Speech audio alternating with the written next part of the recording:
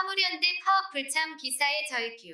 2주째 파업 집단운송 거부를 이어가는 민주노총 공공운수노조 소속 화물연대 행태가 갈수록 파행과 일탈로 점철되고 있다.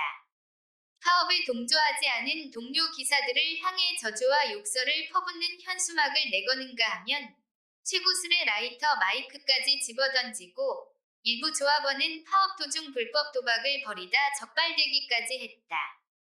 지난 5일 원희룡 국토교통부 장관은 페이스북에 조폭행위를 당장 멈추십시오라는 글을 올렸다. 글과 함께 붙인 사진에는 충남 서부 탱크지회 이름으로 내건 현수막이 등장한다. 글귀는 지금 일하고 있는 의리 없는 게 XX들아. 오늘 바닥에서 객사할 것이다 였다. 원 장관은 이와 함께 비조합원 화물기사가 보낸 것으로 추정되는 문자 메시지도 공유했다. 장관님, 제발 좀 살려주십시오. 지난번 6월 화물연대 파업 때도 너무 고생했고 손실이 막대했습니다. 저희 차로 제품을 싣고 나오다가 화물연대에 들켜서 짐을 다시 내려놓고 왔습니다. 우리나라가 자유민주 국가가 맞는지요? 라고 호소하는 내용이다. 원 장관은 앞서 다른 글에서 마음만 먹으면 조직적 힘으로 세상을 멈출 수 있다는 어처구니 없는 착각에 빠진 집단이 바로 민노총이라고 지적했다. 또한 화물연대 조합원이 비조합원 화물 차량을 향해 쇠구슬을 쏘는 영상을 올리며 참 잔인하다. 동료에게 쇠구슬을 쏘다니 화물연대 밥그릇을 지키기 위해서라면 동료의 생명 따위는 안중에도 없다는 것인가? 라고 한탄하기도 했다. 이를 두고 정부가 시멘트 운송 분야의 업무 개시 명령을 내리고 법과 원칙에 따른 대응을 고수하면서 파업 동력이 점차 약해지자 위기감을 느낀 파업 참가자들이 내부 단속을 위해 전보다 더 난폭하게 반응한다는 분석이 나온다.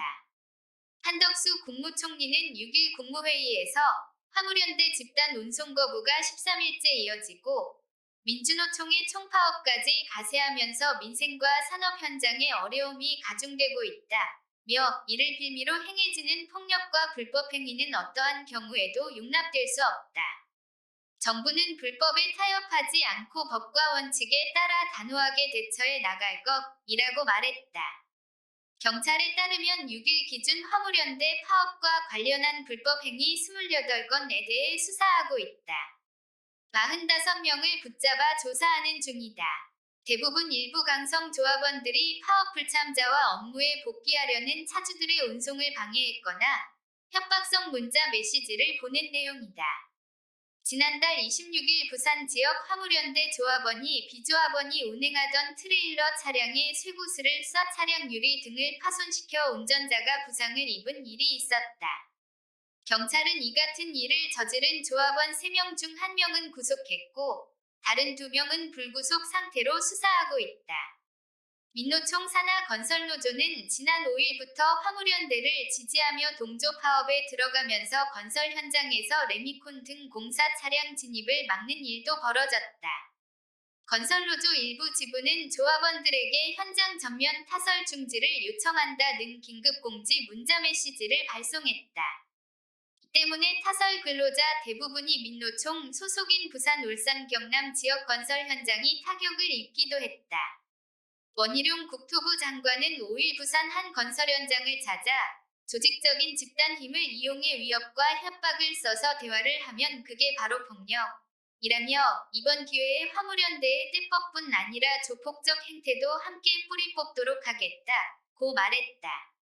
정부 관계자는 업무 개시 명령 후 운송 업무에 참여하려는 화물차주들이 많은데 이들이 가장 걱정하는 게 화물연대 불법 폭력 행위라며 이번만큼은 정부가 불법 행위자를 끝까지 추적해 처벌하겠다는 의지가 강하다고 전했다. 일부 화물연대 조합원은 파업 현장에서 도박판을 벌이다 적발되기도 했다. 경찰은 지난 5일 전북 군산시의 한 부두 앞에 설치된 화물연대 천막안에서 이른바 훌라 도박을 한 10명을 붙잡아 조사했다. 경찰은 화물연대 조합원들이 1,000만원대 도박을 하고 있다는 신고를 받고 출동해 현장에서 판돈 111만원을 압수한 것으로 전해졌다. 민노총이 한미 동맹 파기, 국가보안법 폐기 등 노동운동과 상관없는 주장을 지속하는 점도 논란이 되고 있다. 민노총은 홈페이지에 북한 노동당 외곽단체인 조선직업총동맹이 보낸 민주노총에 보내는 연 대사를 올려놓고 있다. 이 글에는 미국과 남조선 집권 세력은 하늘과 땅, 바다에서 침략 전쟁 연습을 광란적으로 벌여놓고 있다. 며 온결에 치솟는 분노를 자아내는 반통일 세력의 대결망동을 단호히 짓뭉개버려야 한다는 내용이 담겼다.